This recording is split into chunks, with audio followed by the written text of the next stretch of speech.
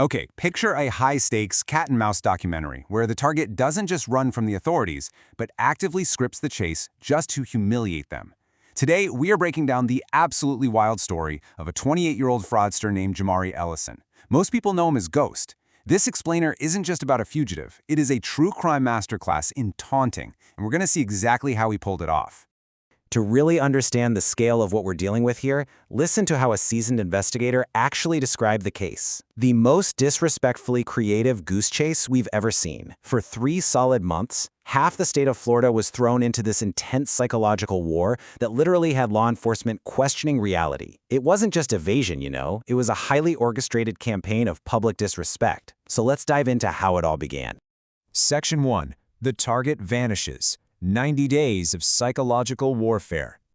Right, so our story starts with what should have been a totally routine arrest. Jamari was wanted for a financial fraud case involving fake business filings, stolen identities, luxury rental scams, and what authorities actually noted was an uncomfortable amount of confidence. So, police execute a raid on his Fort Lauderdale condo, totally expecting to catch him off guard. They breach the door, and what do they find? An empty apartment. But the scene was meticulously staged. There's a TV left on, still playing ESPN. A half-eaten Chick-fil-A sandwich is sitting right there on the table. He hadn't just left, he had seemingly evaporated mid-bite. And then they spot the handwritten calling card he left right on the kitchen counter. It read, "Y'all just missed me, respectfully." At first, investigators literally thought the note might be a fake, like some kind of prank, but then they pulled the building's security footage. It showed Jamari casually strolling out of the building a mere 4 minutes before heavily armed officers breached the door. Just 4 minutes. The 90-day humiliation campaign had officially kicked off. Which brings us to Section 2, Taunts and False Trails, sowing chaos across the state. Realizing he had the upper hand, our guy didn't just lay low. He actively weaponized the public, and the sheer absurdity of his tactics is just staggering. Over in Key West, someone reported seeing him boarding a fishing boat. Up in Tampa, a witness swore he was dealing blackjack at a casino. In Orlando, a woman claimed he was actively preaching at a church revival. And in Jacksonville, deputies actually detained a man simply because he looked confident enough to be him. None of these tips were real. He was purposely creating this frenzy to exhaust police resources across the entire state. But he didn't stop at fake phone tips. Jamari used burner phones, fake names, rental cars, wigs, and fake beards to completely blend into his own digital manhunt. He created social media accounts just to pretend to be other people discussing the case. He literally joined Facebook groups that were dedicated to finding him. One investigator eventually realized Jamari was right there in the comment sections, actively helping people search for himself. He was treating this entire multi-agency investigation like it was a Netflix series, and he was the star, the director, and the audience all at once. This massive overreaction leads us to Section 3, Escalation of the Phantom, the cinematic chase.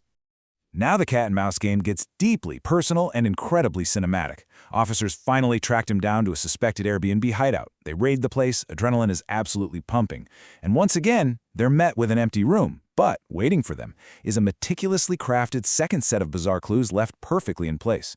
They found a fresh haircut scattered all over the bathroom floor, a pair of designer sunglasses, and a half-empty bottle of Hennessy. And sitting right next to that bottle of Hennessy was a second taunting note. Just 3 words this time. Too slow again. The psychological toll this took on the detectives was immense. Morale inside the investigation was just rapidly collapsing. They were always exactly 1 step behind. It actually got so bad that detectives became paranoidally convinced Jamari had inside information. One officer even admitted there were moments they genuinely believed this guy was somehow listening to their private, secure conversations. And the stunts just kept getting more and more elaborate. Picture this scene. Investigators track his phone to a Miami marina at 2:13 in the morning.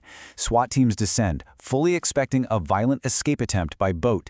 They secure the perimeter, close in, and what do they find? A Bluetooth speaker playing ocean sounds.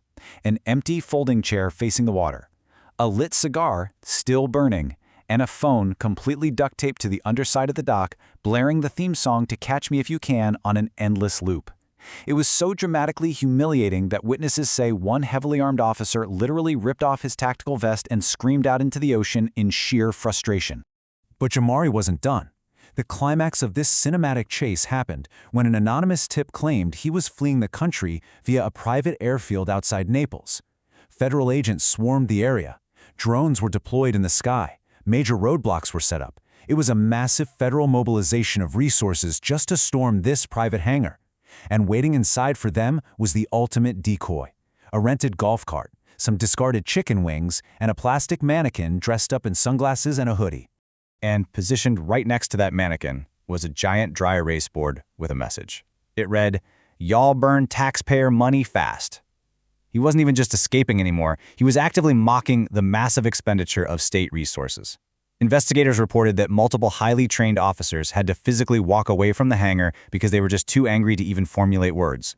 Which triggers Section 4, a public humiliation, the internet's newest legend. Because while the morale of law enforcement was totally plummeting, the gleeful adoration of the internet public was skyrocketing. Social media had been tracking every single leaked detail of this chase, and they were absolutely delighted.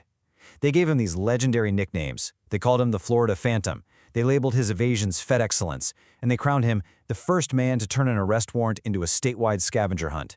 He wasn't just a fugitive to the public anymore. He was a real-life anti-hero providing free, daily entertainment.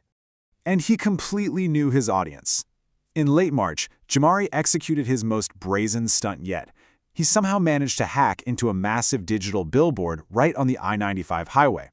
For 11 long minutes, thousands of commuters drove past this huge, glowing photo of Jamari, smiling down at the traffic with the massive text, "Almost caught me again."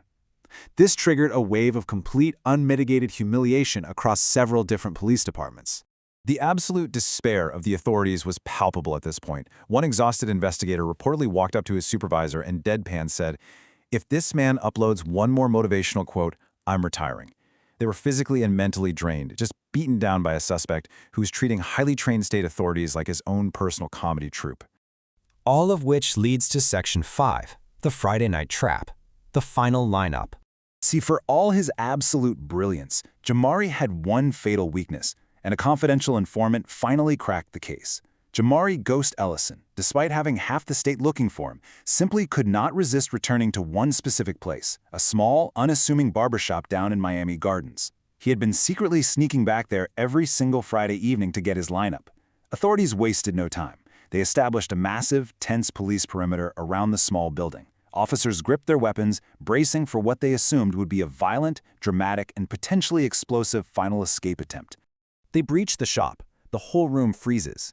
Jamari is sitting right there in the barber's chair, and the barber is mid-clip. But instead of running, Jamari just looks directly into the mirror, making eye contact with the heavily armed officers standing right behind him. He doesn't even flinch. He stays incredibly calm and utters an absolutely absurd final request. "Can bro at least finish the lineup first?" This final interaction just perfectly captures the surreal nature of the entire saga. The police, completely stunned by the audacity and the calmness of the request, actually lower their weapons slightly. The entire shop is dead silent, and one responding officer, probably just way too exhausted to fight it, sighs and responds, "Honestly, yeah." So Jamari sits there, completely relaxed, while the barber finishes his haircut. Once done, he stands up, calmly brushes the loose hair off his shirt, and surrenders peacefully. As they walk him out in cuffs, he looks at the detectives and simply says, "I ain't gonna lie, this was fun."